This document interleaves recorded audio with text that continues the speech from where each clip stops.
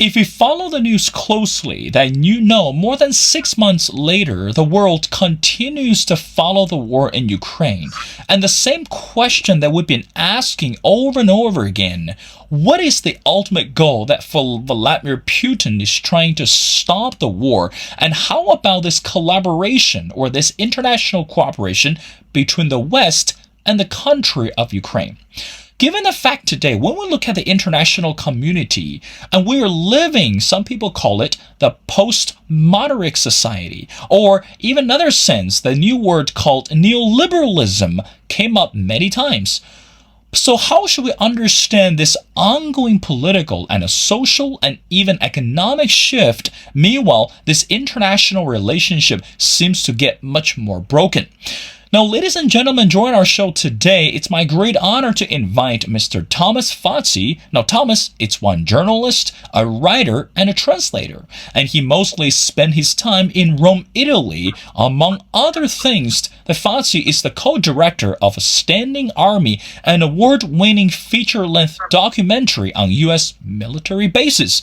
Of course, that if you're familiar with Thomas' work, and recently I came across his amazing book, or should I say one of his amazing books, it's called Reclaiming the State, A Progressive Vision of Sovereignty for a Post-Neoliberal World.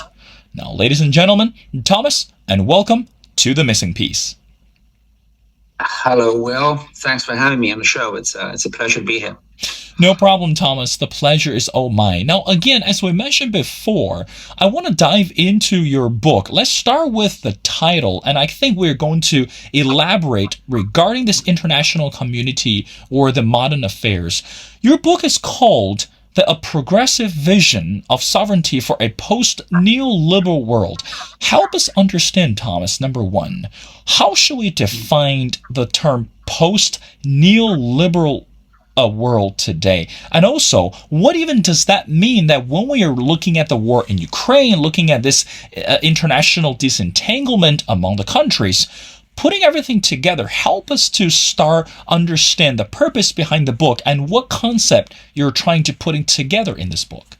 Well, so the book was, it came out in 2017, so it was written mostly over the previous years, so 2016, and that was a very tumultuous year. It's been called, the year of populisms, because a lot of very relevant events happened that year. We had, of course, Trump's election in the US. We had the Brexit referendum in the UK, and a whole series of other events that did really seem to mount a challenge at what. At the kind of status quo, neoliberal status quo that had dominated the West for the past decades. So that's kind of the context in which we wrote the book, and our while the mainstream narrative was demonizing many of these events, describing them as intrinsically nationalistic, fascistic, right wing, and as wanted to turn back the clock of history, we tried to take a different approach and explain that those crises were in fact simple, epiphenomena. They were the result of a whole series of contradictions that had been created by the neoliberal system, which really ended up putting sovereignty back at the center stage of world politics, because a big part of the neoliberal project is there's different interpretations of what neoliberalism actually is, but certainly I think are crucial. And neoliberalism is usually seen as as primarily an economic project, and of course it is also that one entailing shift towards greater processes of privatization, deregulation, and so on.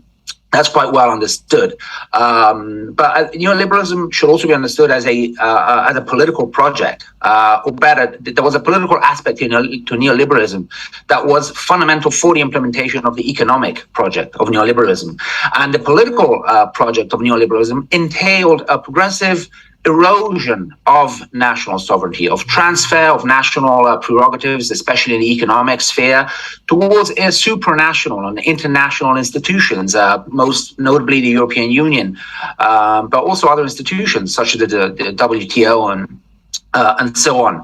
And the result was that this ended up increasingly eroding also the democratic, the ability for Western citizens to democratically self-determine, political and especially economic outcomes, because it meant that many of the major economic decisions weren't being taken at the national level anymore. They were being taken at the supranational level by institutions that were, that weren't democratically accountable. And again, I think the European Union is that prime example of that. And so we saw what was all the kind of chaos and upheaval that was happening in Europe and in America in 2016, and of course, in the preceding years as well, as a reaction to this, as people demanding to have greater control over their lives. So as a reaction to this kind of process of depoliticization, of de-democratization that neoliberalism had entailed. And I think now 5 years down the road, I think our analysis was largely correct. I think maybe we were a bit optimistic in predicting that we were on the verge of transitioning to a post-neoliberal world, as you said. We're clearly still not in a post-neoliberal world, but I think we are clearly in a transition phase, especially if we look at the international context. And again, one could take another aspect of neoliberalism as being characterized by unipolarism. So American hyperpower, one single hyperpower that essentially is able to largely control the entire planet. I mean, that's not too much of an exaggeration. That's pretty much the world that we lived in for a few decades, I would say, especially taking the 90s as the height of American power. And that's definitely a system that kind of survived for another 20 or so years. That system is obviously falling apart. So that's certainly one aspect of neoliberalism that seems to have ended. So clearly we are transitioning, whether we like it or not, and regardless of all the resistances that are being put up against this transition, especially from of course the old rulers, mainly the kind of the American NATO system. I think it's pretty clear that we are heading towards a multipolar world. So I think from an international standpoint, we could say that we have already transitioned into a post-neoliberal world. As we know, unfortunately, this is not turning out to be a smooth transition. It's turning out to be a highly conflictual, highly contested, very dangerous, in fact, transition. And when we look at the conflict in Ukraine, I think it's part and parcel of this transition. I think that's how one should view. Of course, there's when we speak of war, we should first and foremost focus on the human pain, on the human loss that it causes.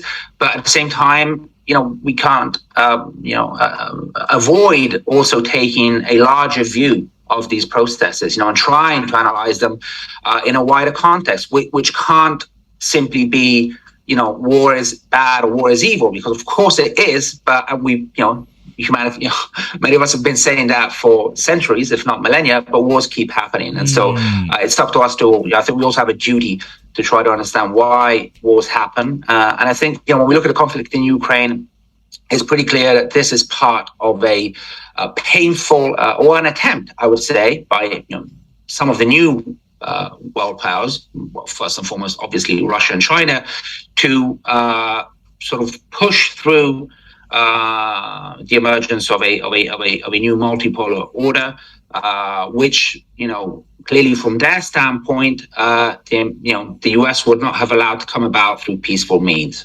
So I think that's definitely one possible reading of what's happening in Ukraine. The problem is that this is having a whole series of extremely dramatic consequences, not just obviously for the population of Ukraine, which are the first ones to suffer in this conflict, but also for Europeans. So Europe, I think, is suffering a blowback that it really, had clearly its elites had not foreseen, which is incredible because everything that's happening was perfectly foreseeable. I remember I wrote an article right after the start of the invasion on the Western sanctions against Russia. And the gist of the article was, look, these sanctions are completely self-defeating. I mean, regardless of whether one thinks that sanctions are in general are the way to go, these sanctions are not going to work. So they're going to hurt the West, and especially Europe, much more than they're going to hurt Russia. And I think, 6 months down the road, that's apparent to everyone. But I mean, if, little old me, who's just a journalist, looking at events and not someone who's working in the State Department or the CIA or at any other, European intelligence agency, could see this as an obvious outcome of these sanctions and of the conflict more in general. It's kind of shocking that this was not foreseen. So that says a lot, I think, about the kind of the state Western and in particular European elites are in.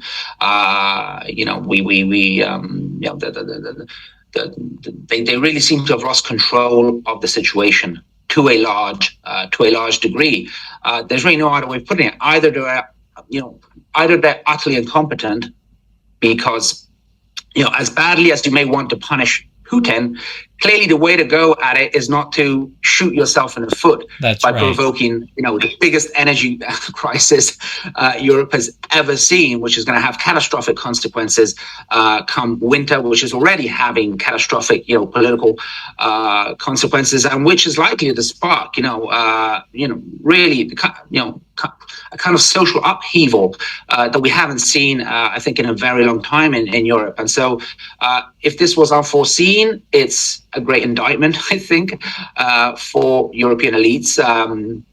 The only other explanation is that this is the outcome they wanted, which in many ways is an even more disturbing explanation, and it's something we may discuss. But I think, the point is that this, this has really set in motion, a train which is now, I think, very, very difficult to stop, and which could have, potentially, planet-destroying consequences. I mean, I think at this point it's really not an exaggeration to talk about the likelihood of a, if not a full-blown nuclear conflict, certainly, maybe a more limited nuclear conflict. But I mean, the simple fact that there's open talk of the use of tactical nuclear weapons on European soil, both by the Americans and by the Russians, I think should really make us all pause and reflect on the absolute madness of what is happening.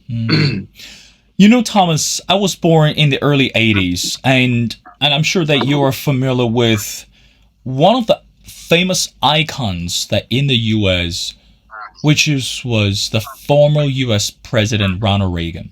I remember that during the presidential campaign, Ronald Reagan stood on the stage and he made it crystal clear that during his presidential speech, he said, in reality, that government was not the solution, government was actually the problem. And also, I remember this ideology that coming from the West, that Ronald Reagan was pushing this idea, was trying to advocating this idea that capitalistic system is going to be, or he thought was supposed to be, this shining hill or this living example for the rest of the world. But again, going back to your book and going back to the next question is, when we look at today, that from the U.S. perspective, politically speaking and also culturally speaking, the U.S., some people believe it's actually deteriorating in a large scale. It's not because this economic shift, it's not because this, what we called polarization in the political system, is this general mistrust or this general distrust among the people towards the government. Again, Thomas, you mentioned that when we look at the war in Ukraine, by the polling, the majority of the Americans are not actually in favor of going head-to-head with Putin. And also Americans, especially the middle class, are not actually in favor of supporting U.S. to battle against China. But putting everything together, how would you think, or how should we understand, if people are insisting or are no in favor of putting the government in this political or this economic disentanglement, why is the country continuing putting people's lives on the risk? Or why is that sacrificing average citizens in order to win the political battle? What are the incentives and motivations behind this, Thomas? Oh, that's a very good question. I mean, I think, and what you mentioned about the Poles being largely opposed to, continuing the conflict in Ukraine, and of course, even more opposed to conflict with China, which I think we could all agree would be even crazier than the kind of proxy war that the US is already and the West in general is already waging against Russia. Simply shows that the people tend to have much more common sense than their leaders. But the question is, so why doesn't that translate into policy? Well, one simple answer is that Western countries are much less democratic than they claim to be, and that they maybe would like to think they are. Western political regimes have become increasingly governed by money. So they might be democracies in a purely formal fashion, in the sense that yes, we're allowed every X years to cast a vote in a ballot box, but I mean that's not what democracy can boil down to, because we know that we accept that there are incredibly autocratic regimes that still hold elections. So clearly elections can't be the only criterion for defining what a democracy is. But that seems to be increasingly what's left of your Western democracy, of American democracy. It seems to be an increasingly empty shell. So what you have is the appearance of a democracy, but behind that shell, inside that shell, there's nothing left. That's not what it's. That the power, the real decision making is elsewhere. It's not even really in Congress anymore. And to the extent that the elected officials have power, the power of money to influence the outcome of these elections has become incredible. I mean, we know that all mainstream news outlets in America, most notably, but it's a similar situation in most Western countries, are completely controlled by a few mega corporations. I mean, this is a fact. This is not a conspiracy theory, and I think it's pretty. It's not conspiratorial to assume that these corporations have their own agendas and use the media they own to promote their agendas. And so I think this is one fundamental problem. The extent to which Western countries really have transformed into plutocracies, and that's where you still have. If you look at America, America at least still is a sovereign country. I mean, at least it still has that going for itself. It's probably one of the most sovereign countries in the world, if not the most sovereign country, one could argue. But if we shift our gaze to Europe, for example, the situation there is even worse, because as I mentioned earlier, European, especially Euro countries, so, countries that have adopted the common currency, maybe it's not clear the extent to which this means that countries have really lost the fundamental pillar of what is national sovereignty. I mean, that, the fundamental pillar of national sovereignty is monetary sovereignty, because that in turn is the basis of any form of economic policy. And clearly, I think we can agree that the two fundamental what defines national sovereignty is economic sovereignty and military sovereignty. I mean, these are the two main building blocks of what sovereignty. And if we look at European countries and Euro countries especially, they've pretty much lost any form of economic sovereignty. In Italy, all the major economic policy decisions today are taken in Brussels and Frankfurt. They're not taken by the Italian government. And so, again, we hold elections. Now we have elections coming up next week. And, you've got parties with different programs and platforms. But, I think increasingly people realize that this is just, it's a facade. Regardless of who gets elected in Italy, but the same goes for most European countries. The government won't be able to decide, regardless of what platform it has won the elections on, what kind of economic policy to give the country, because that's decided elsewhere. This in the economic realm. So, and if you look at the military realm, European countries are largely controlled by and subordinated to NATO, i.e. the US. So in the two main, pillars of sovereignty, economic sovereignty and military sovereignty, European countries, I wouldn't go as far as calling them colonies, but, they're certainly, something akin to protectorates of the kind of US NATO system. I would say EU-US NATO system. So there's different degrees of the problems that, Western countries are facing. I think in Europe, the problems are in certain respects, much worse than the US. But, this is where we're at, so why are these elites pursuing, these policies, which are clearly, crazy, and which don't have, popular consensus? Well, that's the $1 million question. I think one of the problems is precisely the extent to which elites have become unhinged from democratic processes, from the masses, from the people. And so there's no feedback anymore. Political elites essentially answer to incredibly powerful economic interests that are clearly, aren't far-sighted enough to realize that, the consequences of pursuing short-term profits, whatever the cost. Because, I think when we look at these crises, whether it's the financial crisis, the, even the COVID crisis, now the energy crisis, crisis it can be a deceiving term because it gives the impression that we're all in a crisis. Well, in fact, there are always winners and losers in every crisis. And if we look at, even the current crisis, not everyone's losing. We know that the big, if we look at the energy crisis, the big energy companies are making, a killing, unprecedented profits. We know, of course, the weapons sellers are making a killing from the conflict in Ukraine.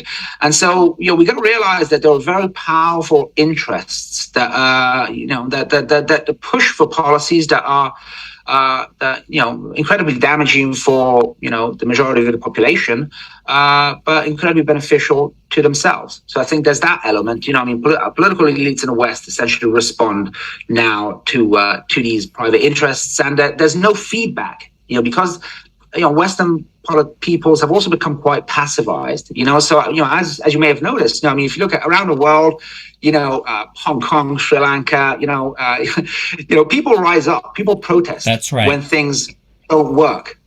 You might have noticed that Europeans and Americans, now and again, things flare up, but there's nothing coming close to mass uprisings, despite the disastrous conditions that a lot of people live in. And so, when that feedback loop between kind of, who's in power, the ruling elites and the people completely breaks, and that's, I think, what's happened in the West.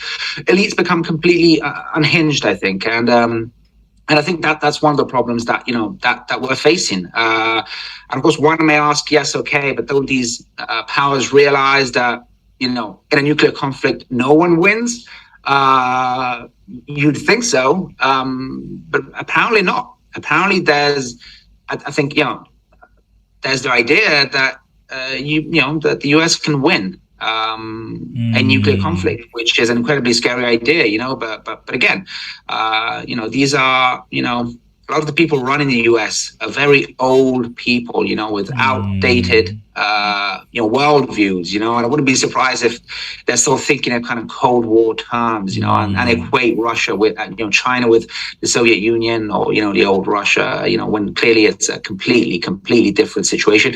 Even modern Russia is a completely different beast from, Soviet Russia. And so I think that's part of the problem. Our elites are a huge part of the problem. And I think, re-democratizing our decision-making processes would be a huge part of getting out of this mess, I think. But of course, how one does it, that's, the million-dollar question. Thomas, again, bring something to reality today that back in 2016, when Donald Trump won this U.S. election, and I think that indeed astonished the entire world, because for so long that people believe that politicians or experienced policymakers were supposed to be the winners for a free democratic world. But again, Donald Trump appeared on the stage despite all the naysayers and negativity in the press. But meanwhile, again, as you mentioned before, when we look at this economic turning point, we tend to think about the countries in Southeast Asia or the countries in Asia, for example, Sri Lanka, Cambodia, Vietnam, given the condition that China plays a significant role in terms of building or strengthening this economic ties. But meanwhile, these days, Thomas, correct me if I'm wrong, that economy actually plays a much more significant role for the people in America and also for the citizens in Europe. Now, my next question to you, again, related to your book, this is something you mentioned related to national sovereignty. And you say the fact is the concept in recent years and has been largely monopolized by the right and extreme right, which understandably see it as a way to push through a xenophobic and identitarian agenda. So why do you think that today, when we look at the term economy, it's getting more political? And also, why does the extreme right or the people on the far right side, they wanted to get the system right. They want to fix this broken system. But once they politicizing it, it completely ruined the purpose. It's completely ruined the function of this economic equality. Why is that, Thomas? It's so frustrating to understand this. Well, yes, I think you mentioned, Reagan's neoliberal revolution. And I think we're living, again, as I mentioned, we've looked at the international context now. If we look at the economic situation within Western countries, it's pretty clear that neoliberalism has not delivered. I mean, it's made, wages have stagnated for decades. It's led to, that impoverishment of state welfare policies, to a increasingly run-down infrastructures, due to underinvestment. It's incredibly, and again, it's hard not to see how elites could have foreseen that this would come and haunt them. It's led to the stripping away of most of the West's industrial base to countries like China and other countries in Asia, which is, again, absolutely crazy. They've gone from, and again, this kind of kind of shows just how, really delirious they are in some respects. I mean, they've gone from let's, ship our entire industrial base to China, thinking that wouldn't have any consequences whatsoever because now, China is capitalist and we're going to be friends forever. They've gone from that to, we might be on the verge of nuclear war with China over the course of a few years. And again, so overall, it's clear that, most people have lost out from neoliberalism. These processes of deregulation, privatization have simply led to widening inequality, increased transfer of wealth to, the upper echelons of society, and most people being worse off, and so yes, clearly the economic question is fundamental. I think an economic insecurity of Western countries is also a great threat to world peace now because it'll also give Western elites one more reason to try to whip up people in a frenzy, so they don't have to deal with the actual economic problems that they've created. And so if we look at the conflict and the Ukraine-Russia conflict, you can clearly see that elites are also using kind of the Russia bashing narrative to cover up their own responsibilities. So of course Russia is responsible for invading Ukraine, but at the same time Russia isn't entirely responsible for all the choices that European leaders have made. And so you can also see how, and again, and we know that war has always played this role. It's always it's always useful to have a foreign enemy to scapegoat, so people don't come asking questions about why their living conditions are so terrible, and they don't start blaming national elites for the situation they're in. And so again, yes, the story of the past, almost the past decade is one of people getting people's living conditions getting worse and worse, and people attempting to reverse the situation, mainly through the ballot box, and again, so the problem is that, those political forces that traditionally would have channeled that anger, that energy, that, and would have, kind of offered an alternative platform to the people that are suffering the most, i.e. the working class. And so I'm talking about Labour, Social Democratic, generally left-wing parties. They have almost become the greatest supporters of the neoliberal model. That's one of the great tragedies. So if we look at Europe, pretty much all, Labour or Social Democratic parties have become, the former supporters of neoliberal policies, and also of the European Union. So of this idea that states have to transfer as much power as possible up to the European Union because states, have no power anymore, and are completely powerless in today's world, which we know, clearly to be, utterly false. But they've really bought into this narrative, and so once that system started coming apart. The only forces that were able to that stepped in and tried to intercept and to offer a response to that popular anger were, with very few exceptions, right-wing forces. And Trump is an example. But if we look at Europe, the situation isn't different, or very different. I mean, much of the kind of popular uprisings of the past 10 years have had a right-wing leaning, and also the claims and the demands for greater national sovereignty, especially in the European context, have come mainly from right-wing parties. I think that's tragic, but I think I come from a left-wing, progressive, I would say socialist perspective. And so, I don't see anything nationalist in challenging the European Union and challenging the euro. I don't see anything nationalist in demanding greater national sovereignty, to the extent that, national sovereignty is, that means having the tools to help people, to help common people, to help workers, having the economic tools.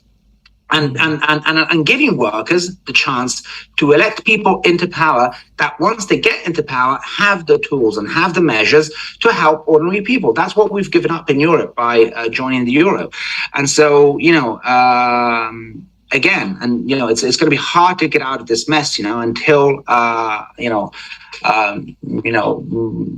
progressive, new working class parties and movements emerge that don't have a xenophobic, backward agenda, but that simply realize that in the current context, the fight for national sovereignty is the fight for democracy, is the fight to improve the living conditions of the majority of workers and citizens. And until that emerges, I think we're going to be stuck in this kind of right-wing populist cycle.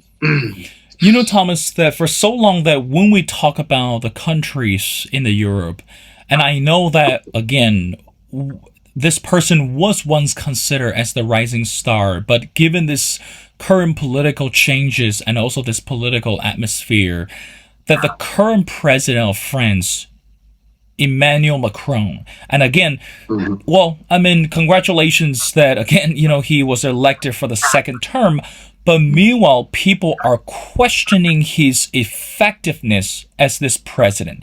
Because we know that when he was elected for the first time, he had this bold and this brave model that really to reshape this European Union were to reshape and this cultural or this even political membership within the continent. But somehow later on down the road, the policies failed and the distrust became more and more popular. So again, Thomas, briefly help us understand, if a person like Emmanuel Macron continue to fail in order to understand how the system is dysfunctioning today, what is the alternative? So in other words, should we bring the old school back in the center in order to save the planet? Or we should continue to give opportunity to someone like Emmanuel Macron, able to, stand on with the big promises, and we just let it roll, whatever comes, and we just have to solve the problem on the spot. What do you think? Mm-hmm. Well, first of all, it's important to go beyond the kind of flashy, young, sexy facade that Macron projected onto the world stage. I mean, the reality is that Macron is very much a product of that, elite, pro-neoliberal system that got us into this mess in the first place. And in fact, his kind of economic policy proposals weren't particularly pro-workers or pro-labor. And one might remember that. Not soon after he took office, he was, kind of had to deal with this wave of anti-government protests, in the form of the Yellow Vest movements. And that was a result of Macron simply, attempting to go about the green transition by taxing basically poor people and diesel cars and so on. And of course, people didn't take that very well. So I never had, high hopes for Macron's ability to, renew France, less so in his ability to renew Europe. Again, this idea that that Europe can be that the European Union can be anything but what it is, has proven over and over again to be a delusion. I think what we had 40, 50 years ago, so kind of forms of international coordination between countries. I mean, that's much more effective than these constant attempts to build, this kind of, overreaching, supranational, super state. Really, I mean, the contradictions and differences among countries, and even the cultural differences between countries, are just too big for that project to ever work, or at least not in not for another century. I mean, the kind of cultural basis that would be needed for that to come about just does not exist in Europe. I mean, this idea that, we've built, individual European nation states. Why can't we just build a European nation state? That shouldn't be too hard. We're all Europeans. That's a very simplistic view of how nation states came about. And also of the importance of culture and attachment and identity in the building of these polities. And so, the conditions just aren't there for the European Union to become this fully fledged, federation, which people like Macron and simply for the fact that that project really never took off because the Germans don't trust the French and vice versa. Because of deep-rooted historical reasons. And that's not something you overcome overnight. But also I think the whole conflict in Ukraine has really shown how shallow that commitment really was. I mean, for all of Macron's talking of we need to build a European sovereignty, a European military and defense and security strategy, and so on. Within a few days of Russia's invasion of Ukraine, they were just towing, the American NATO line 100%. Like no strategic autonomy whatsoever in how they were dealing with this crisis. They literally started taking, pretty much taking orders from the US and from NATO from day one. So where's the strategic autonomy there? No strategic autonomy in the military field, not even from what was considered to be Europe's superpower, Europe's hegemon, Germany. I mean, this is astonishing. We've been hearing that Germany is, this new global superpower, and how it's been running European politics pretty much single-handedly for the past decade and so on. And to some extent, it's true. But when it comes to the military field, America, Germany was very quick to just, get under the American umbrella, just like everyone else did, And I think, to conclude very briefly, I think this is the problem. The problem with these transfers of sovereignty to supranational institutions and international institutions is that national politicians become increasingly or have to deal less and less with high stake political decisions because they're taken, above their head.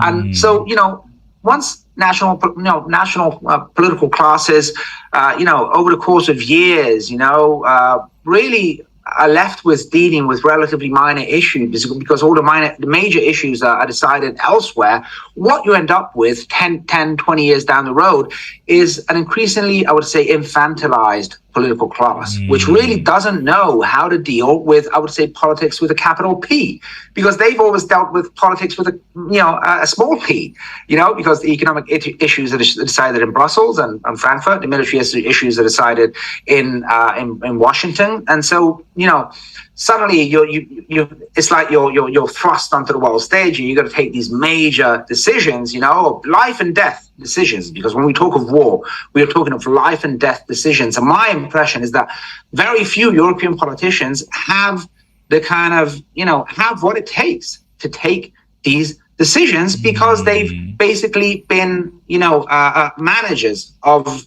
these protectorates, under, EU and US control effectively. And so this is also one of the very dramatic consequences, I would say, of depoliticizing national politics to such an extent, is that then you find yourself with national political classes that, aren't up to the job. And I think, much of what we're seeing in Europe at the moment is a result of this. Thomas, I want to wrap up our conversation. Again, the final question also has something to do with the book that you wrote. We know so far in the year of 2022 has been very busy for a lot of countries. For example, the United Kingdom just recently elected a brand new prime minister. And given the fact that the previous Prime Minister Boris Johnson was involved with too much scandals. And also that right now we're looking at this war in Ukraine, and also we're looking at this upcoming election in Brazil. And also, most importantly, is the whole world is trying to figure out and trying to understand where is the relationship heading between US and China at this moment. Because given the fact that no one enjoys this deadlock between China and US, no one enjoys this political or this economic decoupling between or among any other countries. But again, Thomas, going back to your book, again, it's talk about national sovereignty, talk about this neoliberalism. The very simple question is, how should we understand all this relationship move forward? So in other words, if, let's say hypothetically, if capitalistic system is not going to solve the problem, if communism is not going to stand or it's not going to hold the water, if, any other, I would say authoritarian country is not going to survive, is there going to be a universal system, or is there going to be a universal political function to manage to be the driver so that we are able to put our attentions and put our focus back on track until we can invent something new for the rest of the world? What do you think? Well, I think what's really so tragic about what we're going through at the moment. Let's be clear. I think Russia and China, are far from perfect systems, and have a lot of problems. But I do think they were sincere in their will to want to create a multipolar order. I do not believe that China and Russia wanted to become the new global hegemons and, and have America under their foot.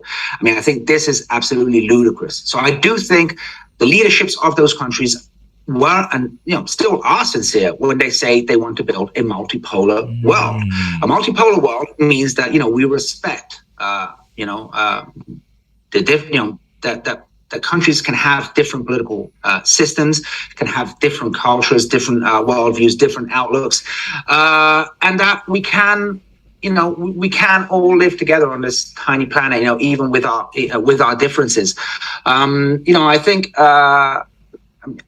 I think there's clear resistance to that idea from U.S. policy circles. I mean, I think that's undeniable, and is absolutely tragic. I think, because I think it's pretty clear that we would all benefit from such a system. And not because I would hope for one day for a kind of one global government, and I think that's even more delusional than the idea of the European Union. But I do think a multipolar order would be in everyone's interest, because I think we do all have to learn from each other. I think if we look at major countries involved in this conflict at the moment, the U.S., China, and Russia. U.S. And the West more in general, China, and then Russia. The West. The West. And I've been very critical of the West, during this talk. And of course, it's also because I live in the West, and so I feel more entitled to criticize the West than to criticize other countries. But I do recognize that the West has a lot, of good things going for it. The whole Western, liberal tradition, I think, is not to throw away. The whole, the idea of individual rights and individual freedoms is a hugely important idea, and it's not something I would want to, do away with at all. But I do recognize that at the same time, the Western economic model, the neoliberal model is failing. And so I look at China and I see that on the, individual rights front, a lot of problems, without a doubt. But when it comes to the political economy model, I think there are a lot of things. And it's not just China; it's Singapore. It's a bunch of a lot of Southeast Asian countries. This idea of a mixed economy, where you don't just leave all the major decisions to private markets and to big corporations, but where politics, and ideally democratically legitimated politics, have a say in the organizing of society, in the organizing of the economy.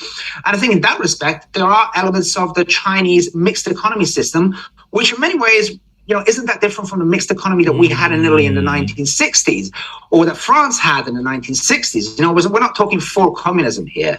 I think we're talking about a mixed economy, where, where private enterprise exists, but at the same time, it recognizes that, certain collective decisions have to be taken by politics, and that politics ultimately should have the final say, not private markets.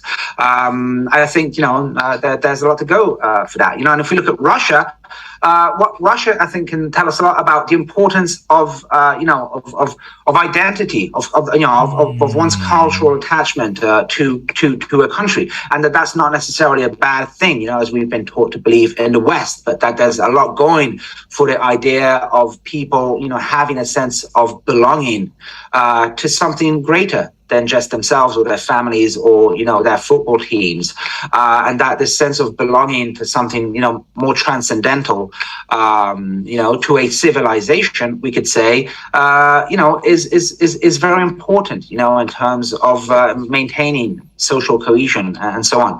And so you can see how we all have to learn from each other. And I think that's right. We could all better ourselves from looking at the systems other countries have, but that doesn't seem the road where we've decided to take, or certainly, or at least not that the Western elites have decided to take. And I think that's absolutely tragic. Well, Thomas, I 100% agree with you. And I think even though throughout the pandemic that we've seen a lot of negativities, but the important lesson that we ought to learn is collaboration. It's better, and also collaboration should be more effective than any division.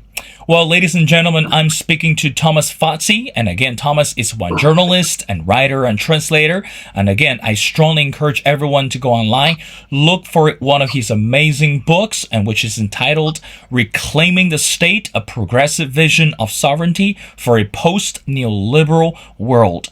Thomas, thank you so much for taking your time to be on the show. It's been a pleasure speaking to you. Amazingly, your insights and also your analysis help us to understand this modern disentanglement and decoupling among the international community. So we love to have you back on the show as we continue to follow the news across the world. Thank you, sir. Thank you. It would be a pleasure.